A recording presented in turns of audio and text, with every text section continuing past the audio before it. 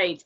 Good morning, everybody, and welcome to our micro-internship webinar today. Thank you for taking time out of your day and certainly out of your lunch to learn a lot about a great initiative that is going to provide an opportunity that will benefit not only you, but our future workforce, our students. So GSDC is so proud to partner with the College of St. Benedict St. John's University along with St. Cloud State to bring you this exciting and creative opportunity for you to engage and network with our future workforce in a very manageable and productive way for all parties involved. Today with me, I am lucky to have three experts help me bring this information to you. We have Laura Hammond, Associate Director, Experience and Professional Development. We have Jackie Bauer, Assistant Director at St. Cloud State University of Employer Relations and Internship Development, along with our own at GSDC, Amelia Barkley, Communications Associate, coordinating all of our details for today's webinar. As we review the agenda for today, I want to mention a few housekeeping items first. Please note that our session is being recorded, so if you do know of someone that was not able to attend and would like to get the information, please just shoot us a note and we will gladly send out the recording to you. In addition of the recording, we are also going to be sending to all of our participants today a copy of the PowerPoint as well as the internship template that Jackie will review later in the webinar. So sit back, enjoy, and you don't have to worry about taking all kinds of notes. You're going to have all this in front of you following the webinar. Throughout the webinar, we want to encourage you to ask questions. If you go to the bottom of your screen, you can open up the Q&A section and jot in a question, and we will answer those either as we go through the webinar or at the end. We encourage lots of questions. We want to make sure that we are making this as useful and helpful for you as you go. So with that, we want to get started, and I want to turn it over to Laura Hammond to really give you that first snippet of what exactly is a micro-internship. Laura? Thank you, Gail, and thank you to Amelia, Jackie, Gail, our panelists, and to those of you who are participating today. It's my pleasure to provide some context about what micro-internships are. So, really, these are short-term professional assignments. They're projects that you would give to new hires or interns. They span organization types. So for those of you on the call, I know we have government, we have for-profit, nonprofit. For established and for emerging organizations, these are an opportunity to engage students. And really the keys are, these are short-term, they are remote or virtual experiences, and they are very project-focused. So thinking about all the different kinds of departments, I know there are many human resources team members on the call today. So whether it's HR or finance or many of the different departments you all work with, the goal would be that a student could do a project for any one of those groups. We do have, as Gail mentioned, we'll have some templates. I've created some videos. There are websites that we really hope will provide you guidance in terms of how do you move forward, which of those departments, what kinds of remote project-based work would you engage in with a student. Again, it's a short-term focus, so our goal is that you might work with a student for 40 hours over a month versus an entire summer or semester that you might have with a full-time intern. These are year-round opportunities. I know St. John's, we're slated to start the semester August 31st.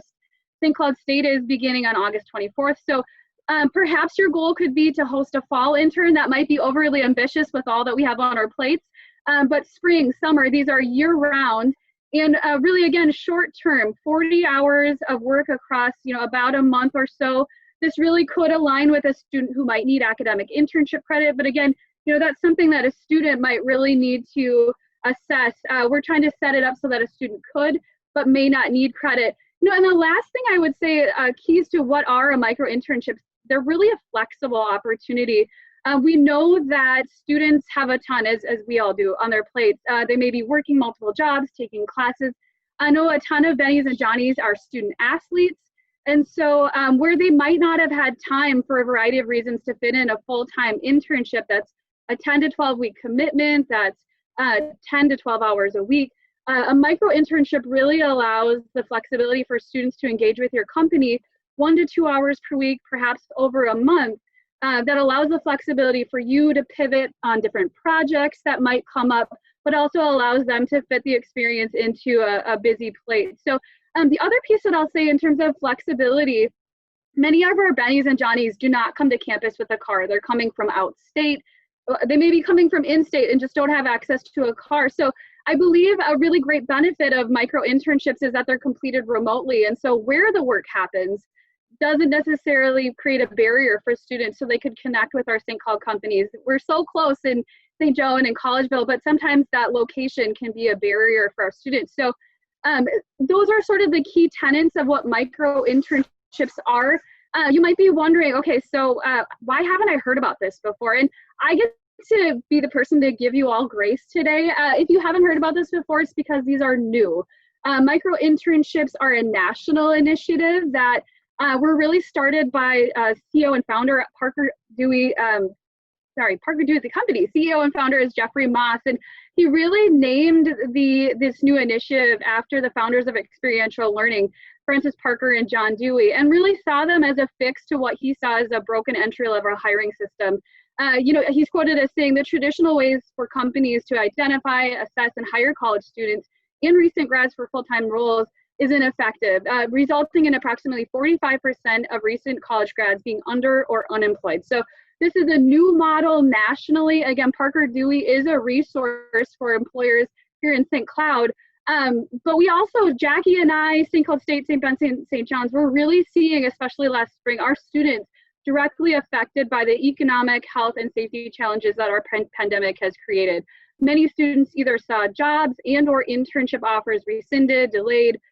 They were at risk. And so we looked at this national model and decided we could do this. We've got a great and rich community here who wants to support our students, who can benefit from the talents that they offer the community. And so Jackie and I connected with Gail in May and started to think about how we could leverage the GSDC Investor Network and really create experiences for students to continue to refine and showcase skills, for them to explore our valuable community partners and the jobs they may have to offer after graduation. And so our hope is that we can bring a national model to the St. Cloud area, that you'll leave here today with ideas for projects you can then post and promote on Handshake, our campus recruitment portal, so that you're finding students who can fill those projects that may otherwise go undone. And so that's part of our goal for today. So this is a new model.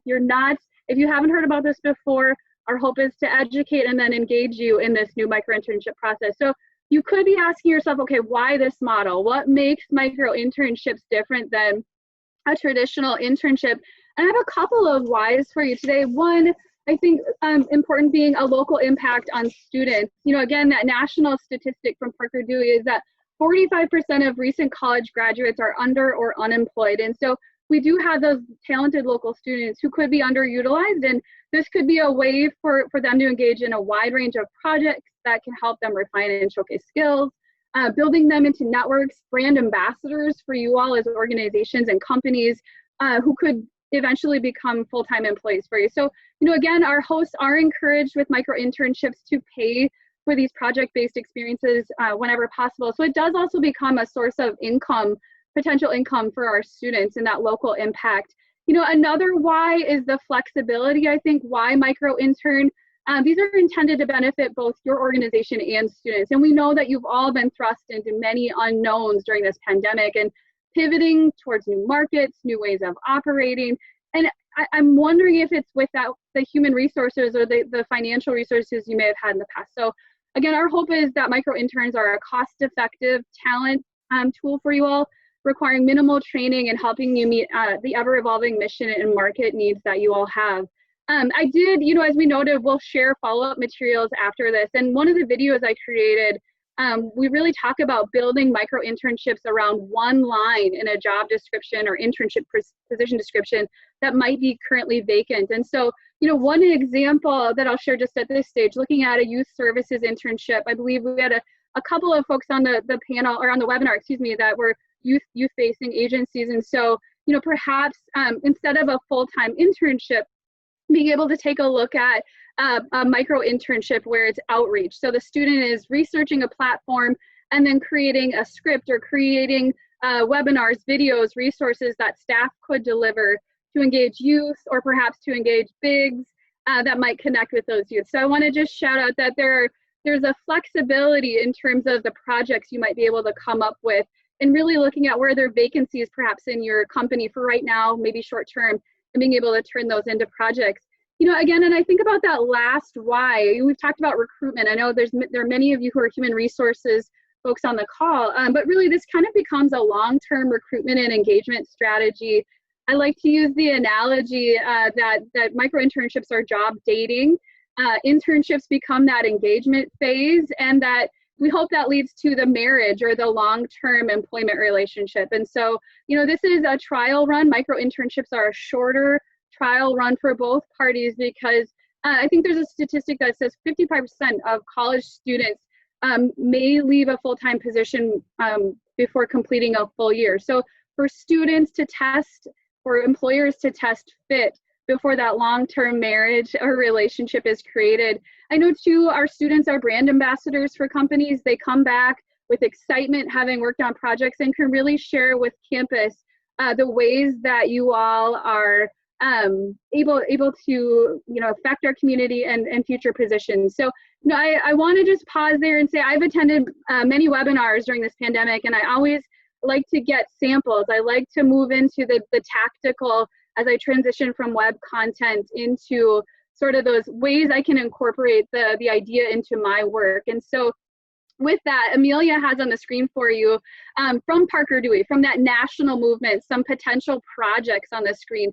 They use the term career launcher if you were to engage with that platform, but really that means recent grads or students who can complete projects. And so you see a ton of projects listed there. We do have more on the links we'll send you afterwards, but you can see both the student title as well as the projected cost or payment amount to our students. So I know that was a question that was submitted in advance. So I'm hoping I'm answering that question there.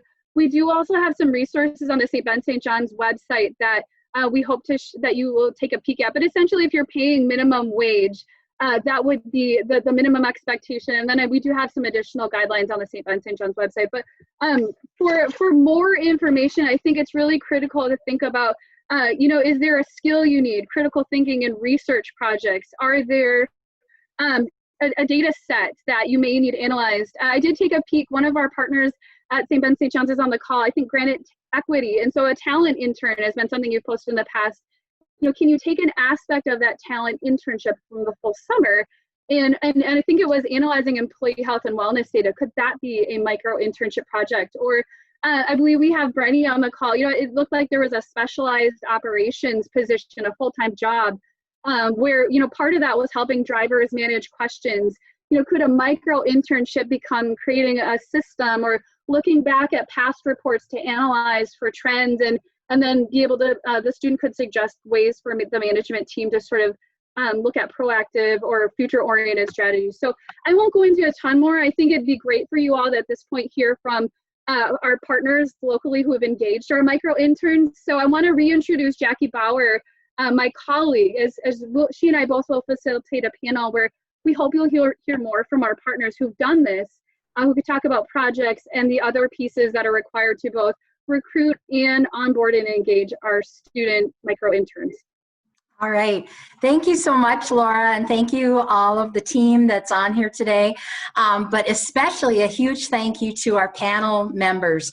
And so if our panelists could unmute themselves, I want to introduce them. When Laura and I and Gail started talking about this right after everything kind of happened in the late spring, with what Laura talked about as far as internships being pulled back, or maybe students having a more difficult time finding some experiential learning possibilities, we kind of quickly reached out through different means, whether it was our own job lead platforms, our own networks. We use LinkedIn. We sent the word out and said, hey, you know, even if you don't have an internship, what about a micro-internship? And we were introducing that concept, and we had some employers answer the call, and today we have them on the panel with us today, and we're going to hear their perspectives. So I'd like to introduce our two panelists, and then we actually have a student on the panel that we're going to hear from in just a few minutes as well.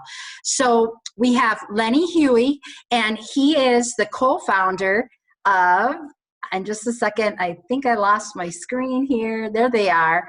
Okay, he is the co-founder of ATI Consulting, and I'll let him kind of explain his company a little bit more and how he utilized our student that's on the panel.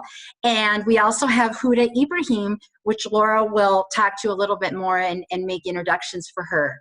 So we welcome all three of our panel members, our employers and our students. We're so happy to have you this morning, and we're just really thrilled that you could come here and share your experience with us. So we're going to start out with some questions for our employers, for the two of you first. And what we'd like to do is ask you, what were the benefits for your company in hosting a micro-intern? So Huda and Lenny, if you could each share what the benefits have been for you. Okay, who do you want to go first? How about you, Lenny? That's okay. All right.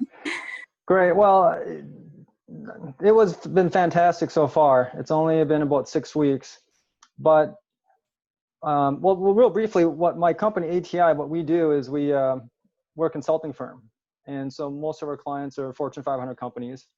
But I also have another company that does software development, and it's more in the startup phase. But we do have customers, and so we need some software development completed, and why not have someone like Konstantin, who has a master's degree, getting his master's in computer science, help out? And so it's been a great experience. So Konstantin has been working on software development for my other company called Taxmation, which is a software cloud platform solution for CPA firms. Great. And Huda, how about you? Hello, hi everyone. Huda Ibrahim with Fils & Talent Partners. I would say what we do at Fils & Talent Partners is we help employers attract and train and develop employees of color. We also provide professional development trainings such as diversity and inclusion. What I would say about the benefit is that really we have had a lot of ongoing projects that were disrupted by COVID-19, and we really needed an intern or an employee or a part-time person to really help us get the projects done. And we were so honored and to have Mary with us, because she literally helped us with the research background that were needed to do the work that we needed to do. And it was really a great experience. I think it was short, but it was overall worth it because we do have the time with her, and she did such a great job in conducting those research that we needed. And she had that critical thinking and also communication skills to really get the work done. Thank you, Huda and Lenny. Mary, the micro-intern, wasn't able to join us today, but I know we have Konstantin, and we'll ask him some specific questions too. But maybe Huda, we'll start with you. How did you decide to host a micro-intern versus hosting a full internship? Well, we know COVID-19 pandemic, of course, was the motivating factor to host this intern because even if we had a full-time person working with us at this moment, because of the pandemic and social distancing, we were not able to have someone, in our office. And so having a remote intern was really beneficial to our company, because we were also, of course, communicating with our intern. We have had meetings on Skype and so forth and so on. She had my contact information. I was her supervisor. And so for us, that was what we needed, and it really worked for our company. We had a number of pressing things that needed to get done within, of course, a short period of time. So our intern, of course, she had this full availability for a month-long period to really work on our company and what we needed to get it done. So that was the motivating factor, because of the pandemic. We have to make sure the safety of our intern and also the safety of the other 3 people that works with me. So it was really beneficial to us to have that. And I would definitely, you know, we are willing to have another person in the fall if we can get another intern, because I think the micro intern would definitely fit what we're looking for. Thank you, Huda. How about Lenny? Do you have insights about why micro intern versus full internship?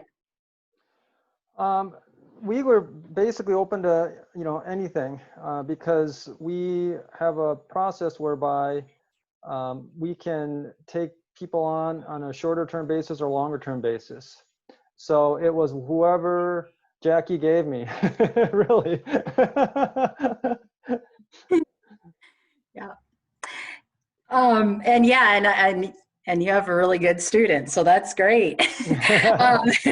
Okay, so Lenny, maybe you can answer this one. Once, we did the reach out, and I know you connected with me on LinkedIn and said you were interested. Then once, we were referring students to you, both Laura and I, to Huda and to you, Lenny, how was the communication process for you then to actually, I guess, basically hire the intern or reach out and talk to the student? How did you go about doing that?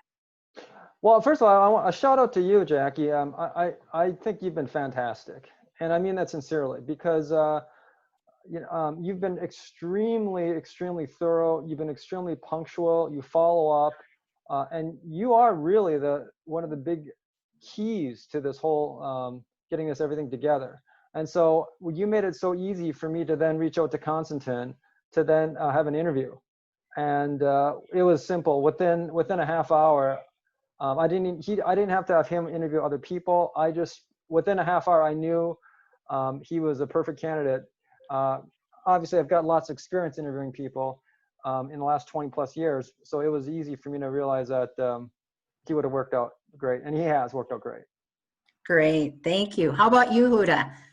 Absolutely, I would definitely say Laura was a key person. I connected Laura through LinkedIn, but I also worked with Laura in the past, and we had a student doing an internship for us in 2019, and so I was familiar with the students and the process, and we also, of course, used Handshake to post to the position, and we interviewed the intern, and it was really well. But I want to give the credit to Laura, because she has been a great help to our organization for the last couple of years that we are working. So, yeah. I promise I didn't pay who to say that. I appreciate you all and your responses about the recruitment, the engagement process. This is a new world where we're thinking about mentoring students virtually. So I wonder if, and we'll start with you, Huda, what challenges or advantages did you experience mentoring students who are working on remote projects? Well, this is the first time that we hosted a remote internship. So for me, I wanted it to make sure that the student was clear about the tasks and what she was doing. And so I was clearly communicating with her through email, texting, and Skype, and making sure that she understood what we were looking for, and the research that she was conducting for us, and the data that we were interested in. And so it was that constant, it wasn't a challenge, but it was kind of an opportunity to really make sure that, okay, I really want to do this, maybe in the future, so I better make sure I don't mess it up with the communication piece. So I was really, in that sense, it was really good. For advantages, this particular intern, of course, needed much supervision because we had that great communication through Skype. And so it really worked well with what we were expecting from her. Sounds good. And communication sounds like was a really critical key for you. Different platforms, but finding the right communication tool, and then really clear expectations. And I think that really aligns with some of the guidance we have on our website, about micro-internships are short. And so that communication and how and where expectations can be outlined really clearly is important. How about for you, Lenny, and engaging Constantine, that remote mentoring of a micro-intern? I think that the key is to understand when we were students and our experience level at that time. And so an example is 3 people that Constantine works directly with. one person has over 20 years of experience. Actually, two of them do, and another one has over 10 years of experience. And so we have to remember when we were at, you know, the age of, and when we were coming out and doing internships, what to expect. And so obviously I can't expect Konstantin to do the same things that somebody has 20 years of experience. And so what we did was we made sure that the task that we wanted Konstantin to work on was aligned with his background, his schooling, and his interest. And once and so going into that, I think that's important to remember that. And then that's why he just totally took off. I mean, it was like a skyrocket. Within a couple days, the people all came back to me and said, this guy is fantastic. And really shout out to Konstantin, is that he really, really surprised all of us. That's not to say that, you know, you can't expect good things out of this micro-internship, but like I said, if you go back to when we were all at that age, and then he just really surprised us, because he was doing stuff that a 20-year veteran would be doing. And that's how we found that out within days. And that's why I'm so appreciative of this opportunity, because he really benefited us and our company. Great. If I may add like 1 minute, I totally agree with what Lynn was saying, because I also look at her background and education and experience, and I was thinking, I don't want to make sure that I don't want to overwhelm our intern about, you know, diversity, equity, and inclusion, things that she may not know, because of course, you know, I'm a Benny, so I went to St. Ben's, and I knew that, and having that experience on campus, what I was looking for, but she really exceeded our expectation, because we have had people who were master's degree, but quite didn't, you know, get there. So she did, in that sense, she did such a great job in comprehending what she was reading and understanding and delivering. Okay, great. So thank you, Huda and Lenny. I think what we're going to do now is we're going to hear from the student perspective. And so we have Konstantin Baruakov on our panel. So Konstantin, you've unmuted yourself, and I have some questions for you. Maybe you can tell us first what your educational background is. Let the panel know. Actually, I'm an international student, and my first degree was in geology, but 3 years ago I started to be very interested in computer science. I was working as a project manager. So now I'm having like a double degree in computer science and geographic information science, but I'm mostly focused on programming. Okay, great. Okay. Why don't we start and I know, Konstantin, we had been working together, especially in the spring semester, and I knew you were looking for an internship for summer, and then everything happened with the COVID and the pandemic, and so that kind of threw a wrench into everything. But when I connected you with Lenny, what have you been surprised by in doing this micro-internship this summer? You mean in the process of working already? Like just going through this process and working in the internship. The process itself was very smooth, and it was very easy. I surprised by it. I thought it would be more difficult. And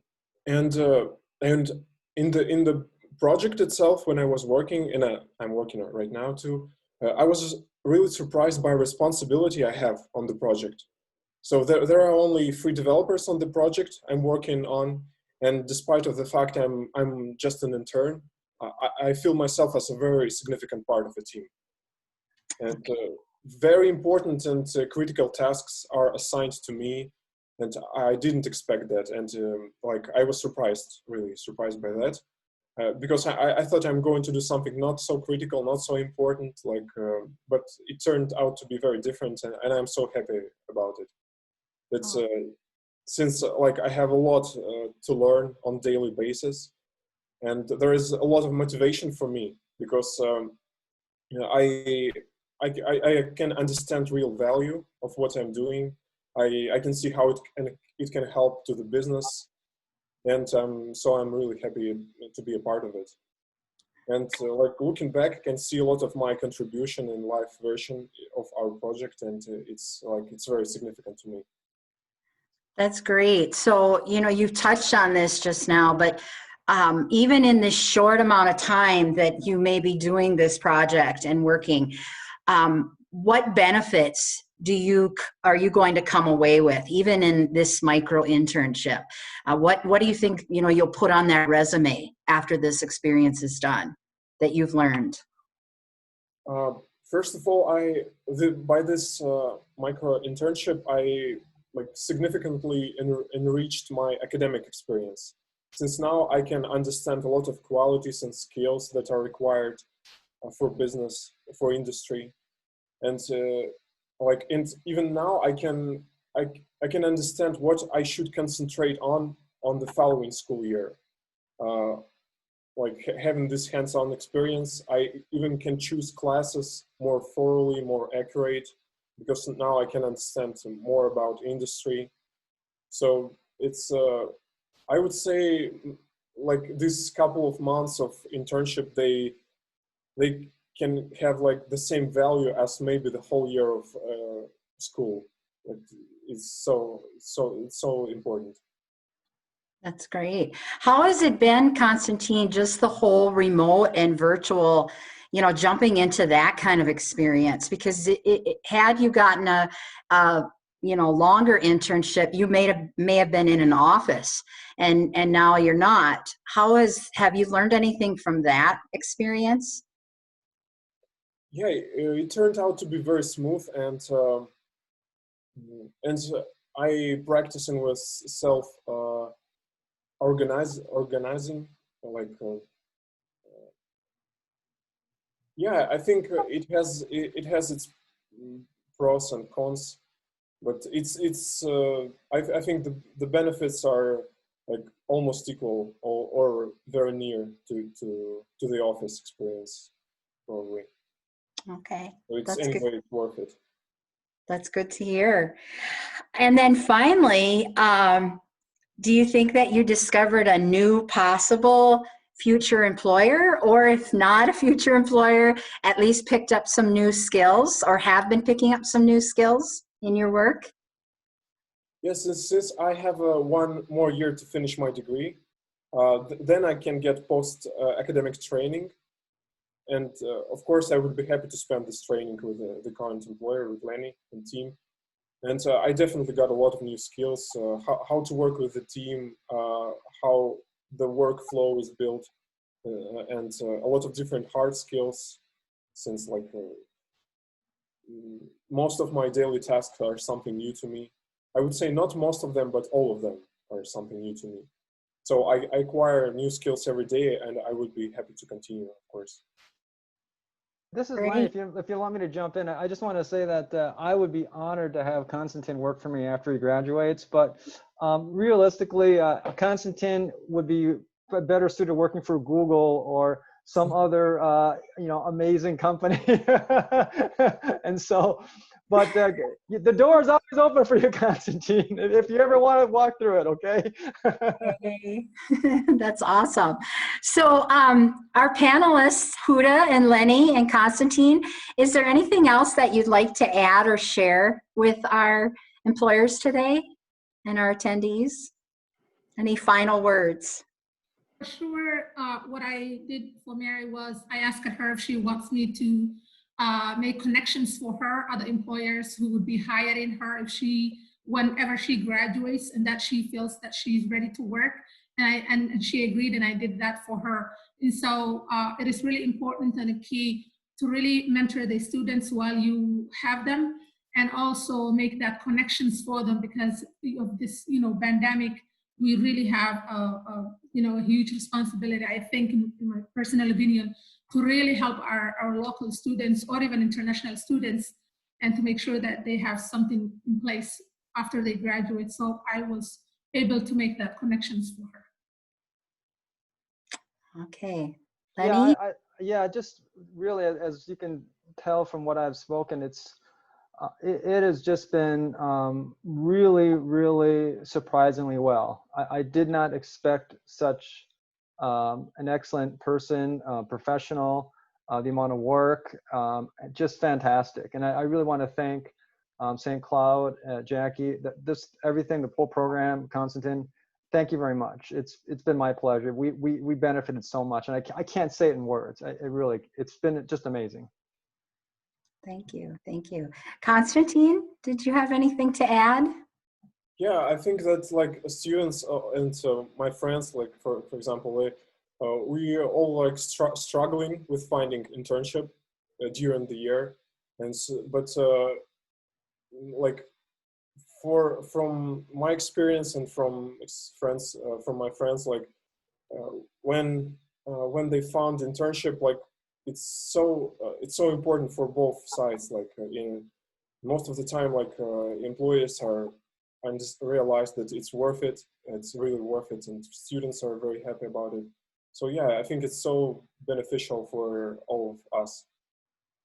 Wonderful. Well, I know we have a video that's going to give an insight from the student from St. John's, St. Ben's, but I also know our panelists are busy people. They're at work, and so they may need to leave us at this time. So certainly we appreciate you being here, and so much appreciate that you shared the information you have. This has been really great to have you, and it's nice to see you, Constantine. I haven't seen you for a couple months, so happy to see you doing well, and nice to see you too, Lenny and Huda. So thank you so much. If you do need to go and leave us, please, go ahead. We're going to go ahead and move on. So, all right. Thank you. Thank you very much. Thank you. Okay. Thank you. And then Laura, I'm going to turn it over to you to kind of introduce the quick video that we have. Thank you, Jackie. I want to introduce Grace Steinhagen. She's an incoming St. Ben's junior. She's a communication major with a global business minor. She's from Waconia, Minnesota. And really, Grace's experience and professional interests are in the marketing and entrepreneurship field. So those are some areas we haven't really touched on yet. I'm excited for you to hear directly from Grace as she describes her summer marketing micro-internship.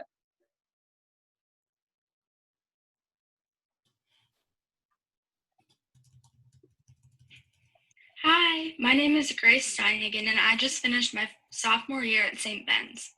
This summer, I have a micro-internship with a small marketing agency in Minneapolis. So far, I have loved my experience with the micro-internship. I have learned so much in just 3 weeks of my experience. Each week, I have little projects to work on, as well as a weekly check-in with my boss. Some of the projects I'm working on include creating a social media content calendar, blog writing, and research on content marketing.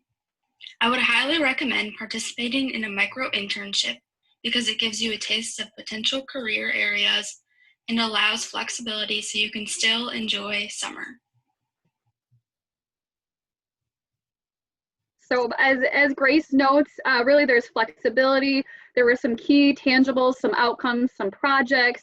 And I think that's a really good leeway into what Jackie's going to share. We've got a template that we hope will help you all as participants today be able to outline those tangibles, those flexible outcomes that students can bring to benefit you and your company. I'm going to turn it over to Jackie. All right, thanks, Laura. So you're probably sitting in the audience, and I know we're getting some questions in the chat box, and both Laura and I, Gail, we can address those too. Before we do that, we want to leave you with something just to kind of kickstart your thought process of jumping in and saying, hey, can we do this? So, and even for an internship, because I know a lot of employers maybe haven't had an intern either.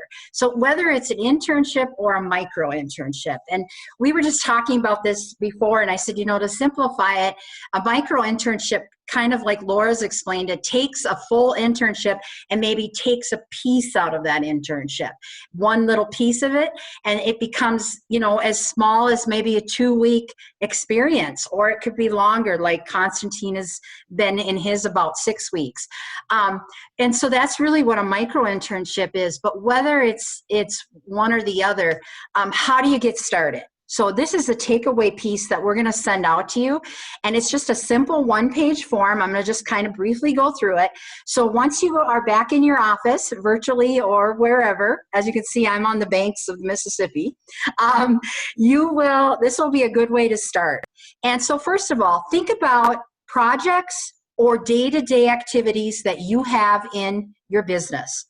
Is there something that can be done, just a small piece of it, that maybe is a piece of the work that never seems to, you never get to it. It's something that's kind of on the back burner. You know, it's always, we're gonna work on it when we get some more time. Or maybe you have an ongoing day-to-day process, and there's something that you can piece out of that. And so with this template, it's basically saying, okay, give it a title, maybe figure out how long you want to host an intern or a micro-intern. And like I said, it can be as short as 2 weeks, or it can go on up to, you know, 2 months, 3 months. Or once it gets longer, then we're probably looking at more of it being a full internship. Who's going to be the person that's going to mentor or be the reporting person that's going to assist this student? What is the basic project or role that you want that person to work on? And in that role, what will they be responsible for? So Laura talked about a few examples based on people who are attending the webinar today. Like she said, maybe a logistics company that's talking to truck drivers and are getting the same questions over and over. Maybe there's a piece where a student can work on, you know, a manual, or work on constant like question and answer or Q&A process to streamline or make your work more efficient. So that can be listed in those responsibilities. Key performance indicators. How can you measure how that intern is doing, especially when they are remote? Just like any employee, you want to make sure that they are accomplishing the projects that you've given them. So maybe you want to set certain deadlines or points where you drop in and say, hey, you know, we kind of would like you to be at this point at this time. And so that's going to be how you measure that intern and that micro-intern's work. Very similar to what you might do for your current employees. And then your qualifications. What kind of educational background do they need for your internship or micro-internship, and do you want them to have any kind of experience? Business system knowledge. When Lenny reached out looking for a programmer, he had specific basic programming knowledge that he wanted the student to have. They didn't need to know everything, like he said, not a 20-year employee, but he did need somebody that had some basic skills, and that's how we came to Constantine. So those are kind of your hard skills that you want that intern or micro-intern to have. And then the key competencies, and I look at those as your soft skills. Is this student going to be able to communicate with you? And maybe this is learning how to do it through virtual and how to be professional online. But also, do they have those soft skills like ethics or the ability to make decisions without being in the office and having that mentor right there? Do they know how to go look for information when they don't know what they need to know? Have you given them that and then given them the skills to do that? But maybe you want some basic ones that they will bring to it. And then the benefits. We touched a little bit, Laura did, on pay. We really encourage you to pay a micro-intern as well as an intern. A lot of times our students will tend to be more interested in paid micro-internships or internships. And sometimes it's a stipend, so it's just a solid amount of money that you might pay and agree to pay at the end of the internship, or maybe it's an hourly. I would encourage you maybe to just pay the same amount you might pay a regular intern. Again, it's not what you would pay a full-time employee that you hire, but you still, it's still important to give them some benefits. So that would be in your benefit box. And then outcomes. What will that intern learn at the end of that micro-internship or that internship? And I was trying to have Constantine share that with us, that maybe he learned some information about working remotely, but then he's also learning additional upper level programming based on this company. And so those are things that he'll take away with him, and you can outline what you want that intern to have. And then finally, last but not least, how do you want the intern or the micro-intern to apply? In our case, we were trying to move this pretty fast. I'm sure Laura was too. And a lot of it was send resumes. Students needed to have resumes, and we were emailing, in my case, to Lenny for his review, and then he reached out for interviews. So that would be in your apply box. So this template is just going to give you a starting that you can launch from to take away from this webinar today and get started on your micro-internship. All right. Anything to add, Laura or Gail? I think at that stage of recruitment, you're really trying to assess what do you expect from a student? What's the time commitment you're anticipating they might need? How do they apply? And it's really then kind of posting that information through places like Handshake, where you can access both St. Ben's and St. John's and St. Cloud State students. And then, like Jackie said, you can really indicate even in Handshake, do you want a resume? Do you want, what other application materials you might want? You can designate all of that as you're posting the information in Handshake. So those key questions, again, are what would the student be doing? What's the time commitment? And then how do they apply and what application materials? I hope those are some really critical, easy to move forward on next steps. And you'll get that template that Jackie outlined really well as you bring this information back to your teams. So I see, Laura, we have some questions in our Q&A that I think we should address. I see that the first one is, Brian's asking, what programs or departments from your colleges are participating in this program? And Laura can speak for St. John's, St. Ben's, but as far as St. Cloud State goes, there are majors that actually require an internship for credit that is built into the curriculum. But when I meet with students from freshmen on up, I drive home the fact that I think if I could, I would have every single student at St. Cloud State University do an internship. I talk to all of you as employers, and I know the value of when you see an internship on a student's background. They learn so much from it. So I would argue that every department and every program can participate in a micro-internship or a regular internship. Now, and this goes into the next question. With the majors that require it for credit, and it's built into the curriculum as a requirement, the micro-internship may not be a good fit, because in that case, it's probably too short to earn the full amount of credit that the student requires. Now, what happened in spring semester is when this all hit, some of most of our majors were pivoting, and they understood that internships were coming to an abrupt end in some cases. And they did do some shifting to make sure that credit was still able to be given to those students, and they weren't just left hanging without being able to finish that and either graduate or complete that course. But going forward, my advice from St. Cloud State would be that when we're looking at internships that are for credit and are required in the curriculum, they probably can't be a micro-internship. But for any program otherwise, or also in addition, a student can do a micro-internship on top of a credit internship, a full internship. So Laura, what from your perspective at your college, what does it look like? Yeah, I would echo a lot of what Jackie has said. At St. Ben's and St. John's, we are encouraging students to gain experience. So our motto in experience and professional development, or XPD, the office I work on, is explore, do, reflect, connect. So this do piece is relevant for every single one of our 3,400 students. I would echo Jackie as well. We do have some majors that require internships for students to do for credit for graduation. But what might be a little bit different at St. Ben's, St. John's, our requirements would align with a micro-internship. So that 4-week, 40 hours, 40 to 160 hours, depending upon the number of credits for students, could align with a micro-internship for St. Ben's and St. John's. So again, experience is important for all of our students. We do have some areas that require internships for graduation, but we can leave that to the student. I think our impetus right now is that Jackie and our job is to create a space for you and students to connect. So any projects, any things that could benefit your organization a student could engage in, we ask you to throw those out there. We can help you to process what might that look like, and really just trying to explore this new model of this remote, smaller project opportunity that helps students to build skills across all of our academic departments.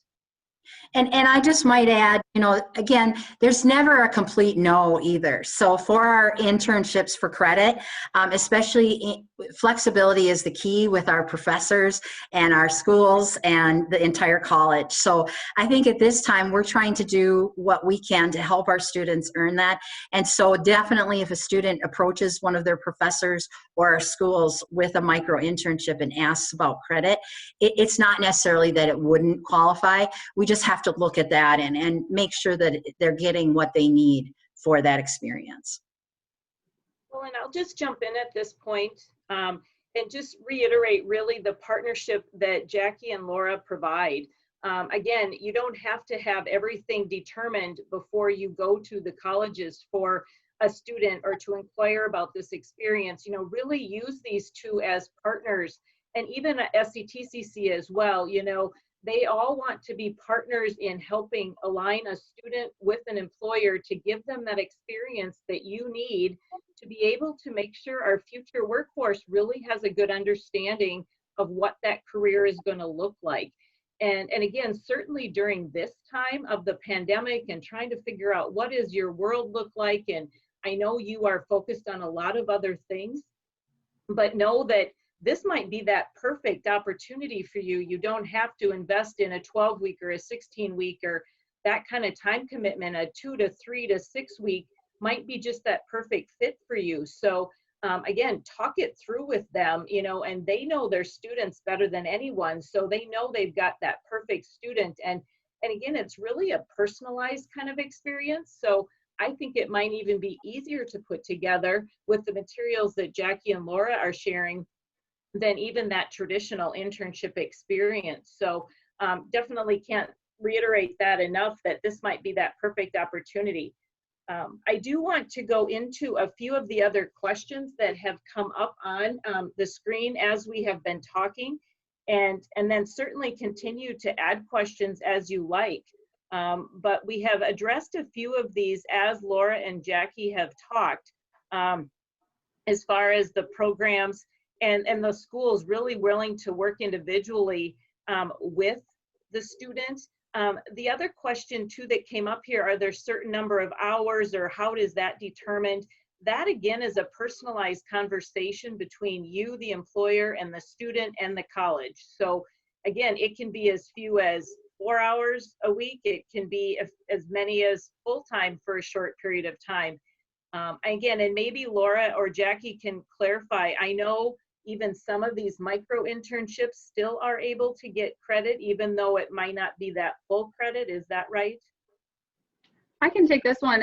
You know, again, it matters what the student's after. And so we typically leave that conversation for the student once they've been hired, really focusing on the employer side today, thinking about, you know, what is the project you need? What's the deliverable you're hoping for? And can you estimate with, you know, hiring managers or the team how much time that might take? I think that's the piece, you know, as you're in the recruitment phase, what do you need done and how much time might that take? Because then you're really leaving the window open for a student who wants credit, who needs credit. They can then assess with their academic and faculty advisors, would this fit?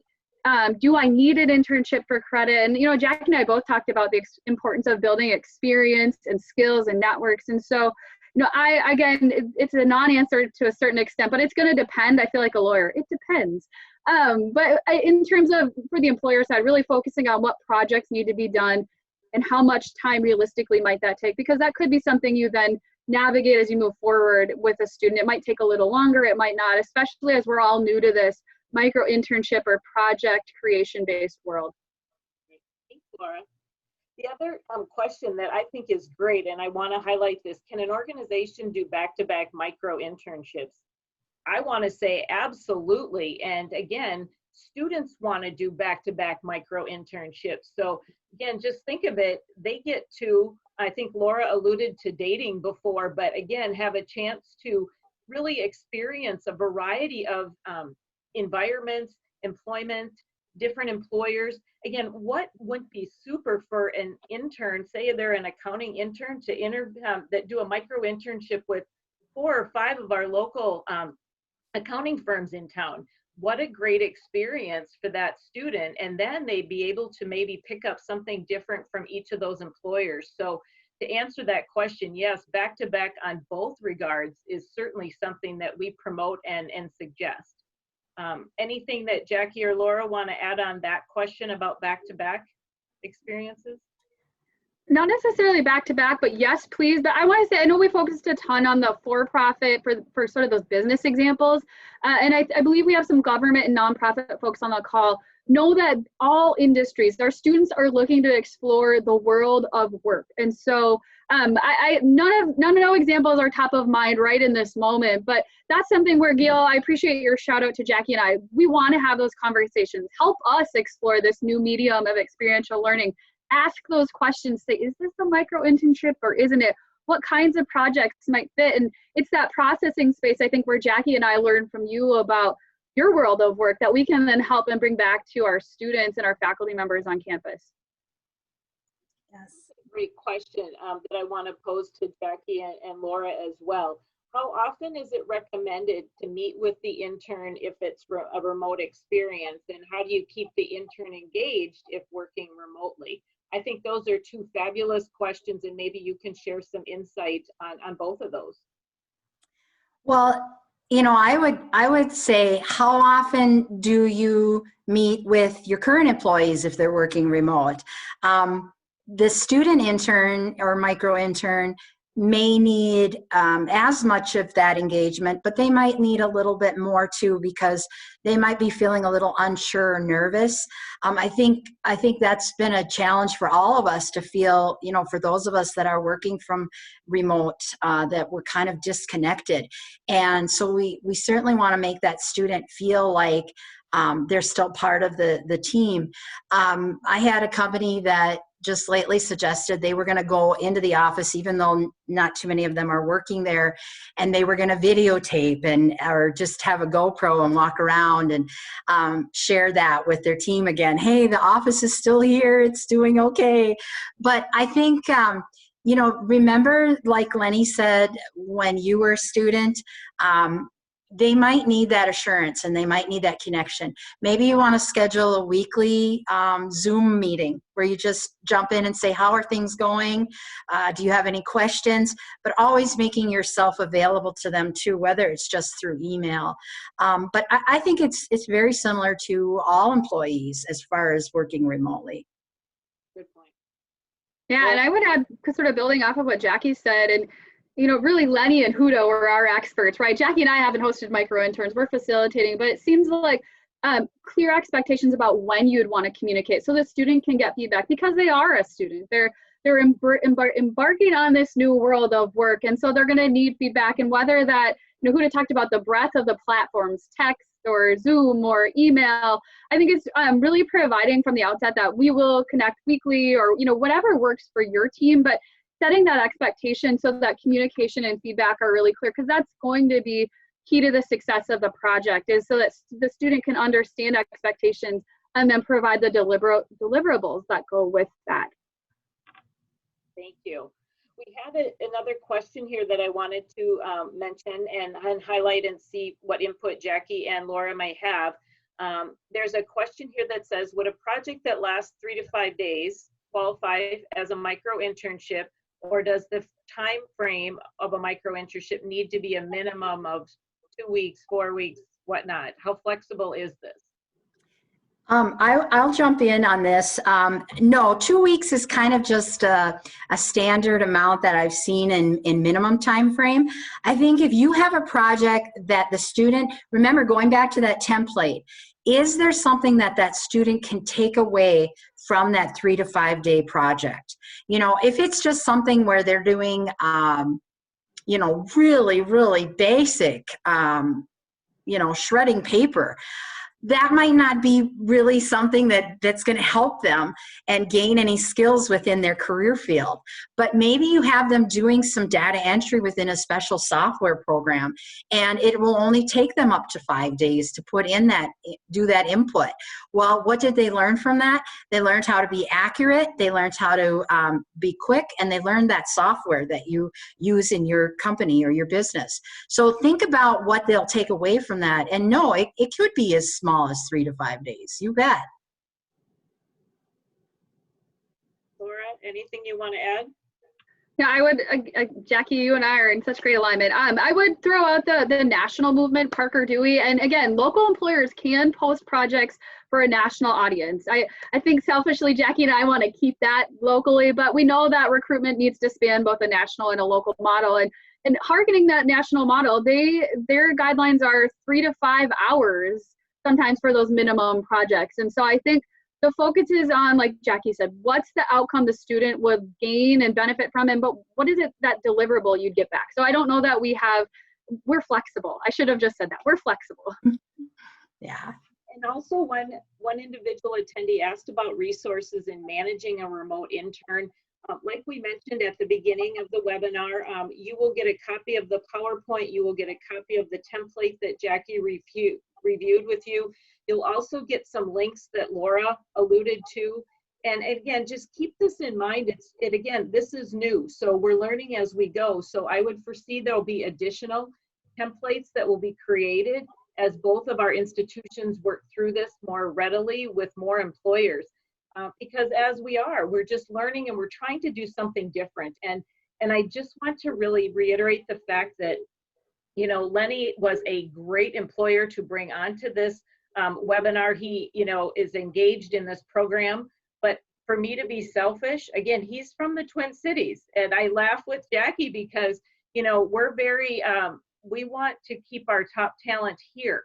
And again, I want Constantine to have the perfect career, if it's at Google or if it's at the company he's interning with, whatever it is, the great fit. But again, we need to be aggressive to keep this top talent. You know, our education institutions are preparing these students to be rock stars in a company, and we want them to be rock stars in your company. And so we want you to be able to have that first view of these students, and even if it fits best in your organization through a micro-internship, if a full internship is the perfect fit for you, that is what these guys are here to do for you. I mean, they want to service you as an employer to help align their students and give them that experience. So, you know, I'll get off of my soapbox in a minute, but I have to reiterate the fact that we're losing this top talent if we as employers aren't taking advantage of them. And I mean advantage in being able to see what they can bring to our companies and the community. Also, in addition to their job, they want to be engaged in the community. So why wouldn't we want all of these up and coming talented folks engaged in our community doing great things? And so I just think this micro-internship is the perfect opportunity for employers to be able to try out students. And again, students can learn more about careers so they are employable. I hear time and time again from employers that they say that students aren't ready for employment. Well, how can they be ready if you don't give them that chance and that snippet to do that experience? So this is just a great opportunity to do so. So I don't see any other questions coming in on the, oops, I lied, there are. What have you learned about technology best practices? Are micro-internships typically provided with company network credentials and laptops? Great question. Mm-hmm. So, you know, in the case of Constantine, he's doing programming that is for one of Lenny's companies. He did need credentials to access the work. So, and as far as a laptop, I believe he was given a laptop.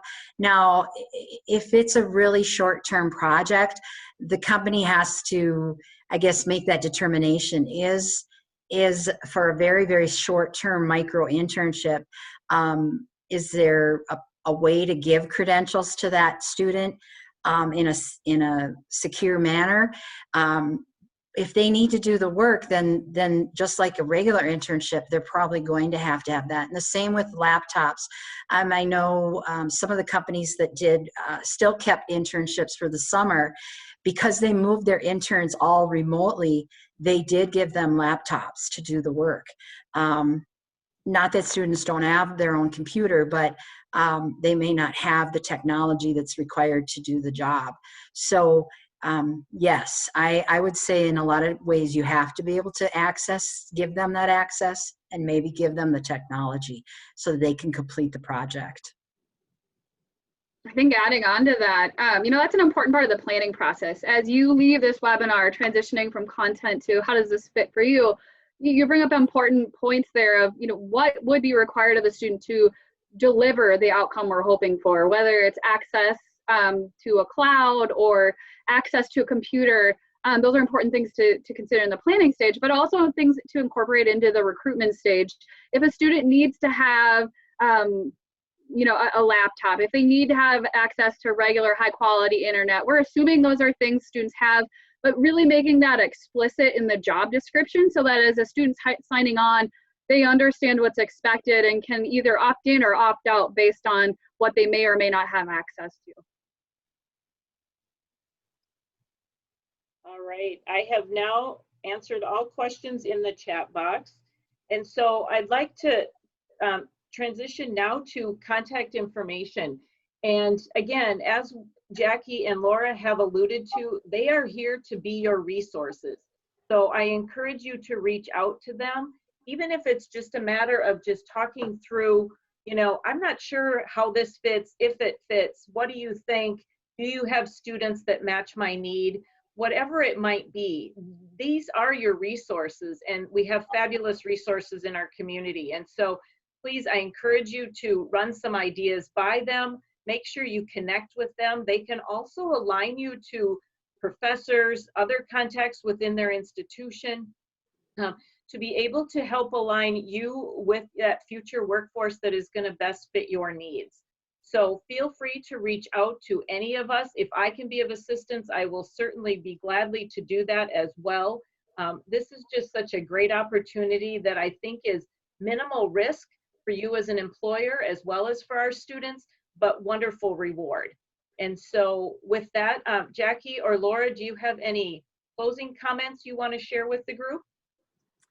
I just want to say thank you everyone who attended today. School at St. Cloud State University starts August 24th. And Laura and I are, all of the things that we have done with employers being engaged with SCSU students are continuing. They are going to be in virtual format, but we are still going to have mock interview days, resume review days, LinkedIn reviews, walk-in Wednesday, and our job fairs. We aren't pulling back on any of that because we want to connect you with all of the great students at our colleges. So get involved or check, reach out to us and we can get you connected with our student engagement events. Thank you.